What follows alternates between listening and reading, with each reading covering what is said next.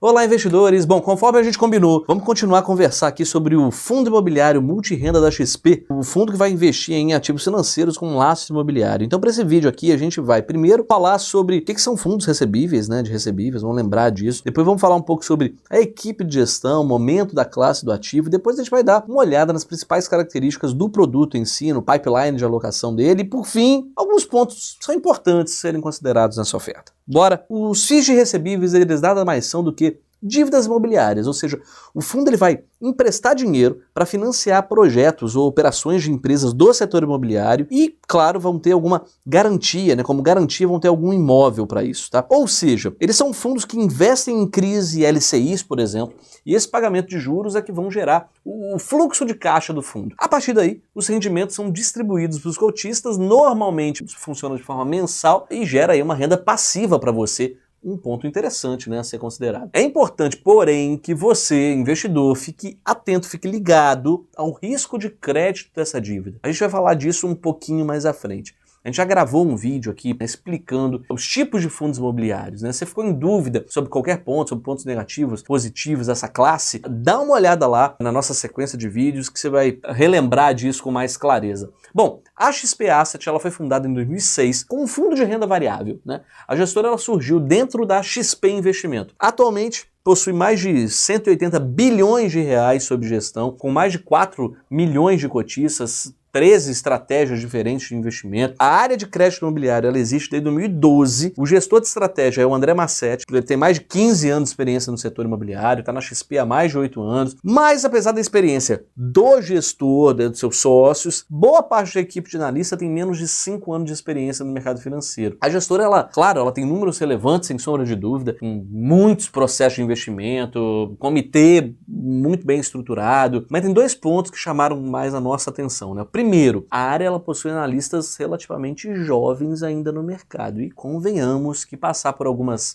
crises, né? Crise do Lehman Brothers, impeachment da Dilma, a greve de caminhoneiros, sei lá mais quais, é bom para dar uma calejada aí, né? Testar os ânimos, né, dos gestores, né? Concorda? O segundo ponto é que apesar de ser independente, né, essa gestora ela está dentro da estrutura da XP. Isso causa um certo desconforto, né, em termos de alinhamento de interesse, né? A gente considerar uma gestora independente com um alinhamento de interesse talvez mais próximo, mais robusto. Enfim, vamos falar um pouco sobre o mercado como um todo, né? A estrutura de funding no mercado imobiliário do Brasil ele vem passando por um monte de mudança. Novas fontes de financiamento para aquisição e construção de unidade, elas vêm ganhando cada vez mais relevância, né? Auxiliando aí na diversificação dessa estrutura, novos produtos, novas regulamentações. Na visão do gestor desse fundo, isso tudo traz alternativas para incorporadoras, né? Para os tomadores de crédito como um todo. Então é algo positivo. Só para você ter uma noção, o total de crédito imobiliário ele atingiu o patamar de 2,32 trilhões de reais. Cresceu mais de 10% se comparar com o ano anterior. O mercado de CRI, dada a sua isenção para investidores pessoas físicas,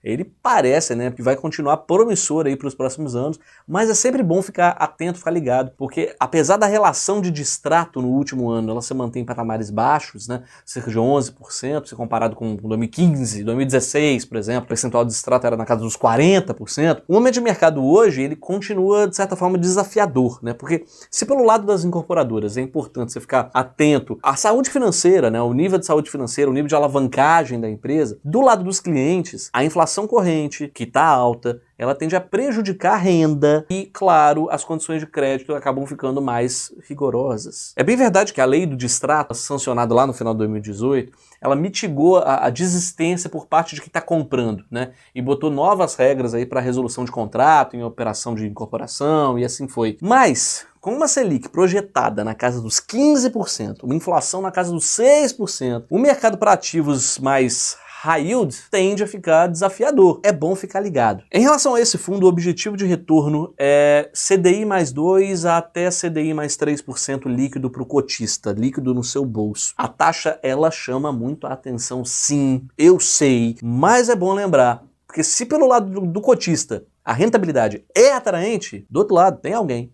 que está pagando uma dívida a CDI mais 3%. E com uma Selic na casa de 15%. Então não precisa nem falar que é uma dívida que não é nada barata. O fundo, ele vai investir em CRIs com estruturas diversas, né, com diferentes lastros imobiliários, diferentes garantias atreladas a isso. O segundo pipeline indicativo lá do prospecto, a alocação ela vai ser composta por operações de grupos que atuam em diferentes segmentos da economia real, né? Shopping, centro logístico, centro comercial, incorporação. Cerca de 83% do patrimônio líquido do fundo vai ser indexado a ativos CDI+, 11% IPCA+, e o restante atrelado ao INCC. Diferentes setores, né, diferentes estruturas de remuneração, mas é importante lembrar que se trata de um pipeline indicativo. A gestora ela pode sim, por exemplo, sei lá, não captar o recurso necessário para fazer toda a alocação que ela indicou lá no pipeline, né? Então, para ter uma compreensão mais certeira, mais precisa sobre a qualidade do crédito, dos riscos dessas incorporações, o que a gente precisaria?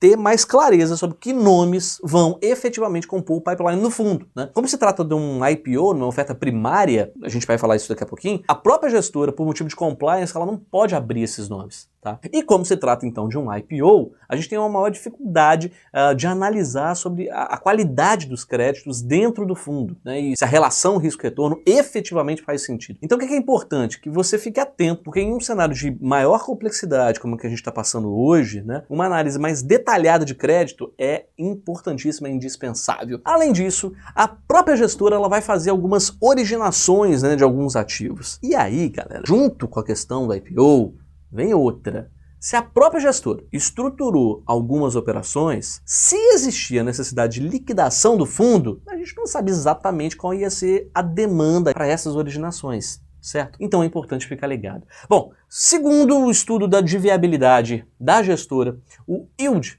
no primeiro ano do fundo deve ser algo próximo de 1,1% ao mês. Isso porque nesse primeiro ano vão ser diluídos os custos da oferta, né? Então, para não prejudicar ainda mais o cotista, a gestora vai isentar a taxa de gestão nos 3 primeiros meses do fundo. A partir do segundo ano, o yield projetado ele deve subir, se mantém em um patamar de 1,2% ao mês por cota. Bom, então se a gente considerar o yield projetado, ele está em linha com outros ativos, né, de recebíveis do mercado. E apesar de ser um yield atraente, sem sombra de dúvida, acima de 1% ao mês, ativos listados com cotas negociadas a mercado, eles estão pagando algo relativamente próximo, né? Alguns casos até superior a esse rendimento. E por esse fundo aí ser um ativo setipado, a gente entende que para o investidor abrir mão da liquidez, ele deveria receber um yield um pouquinho maior em troca, né? Para lembrar, né, os fundos setipados, como a gente já falou várias vezes, já estamos careca de saber, são fundos que não são negociados no ambiente da bolsa, e sim no ambiente de balcão. Então, além de você não acompanhar o desempenho desse ativo em tempo real, né, saber exatamente quanto ele está valendo, né, cada cota,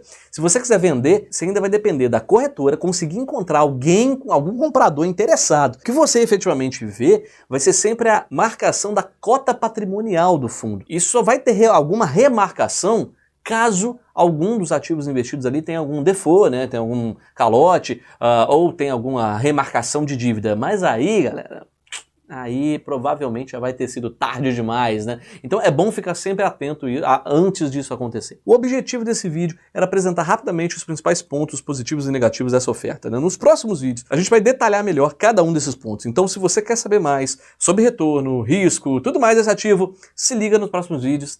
Até mais!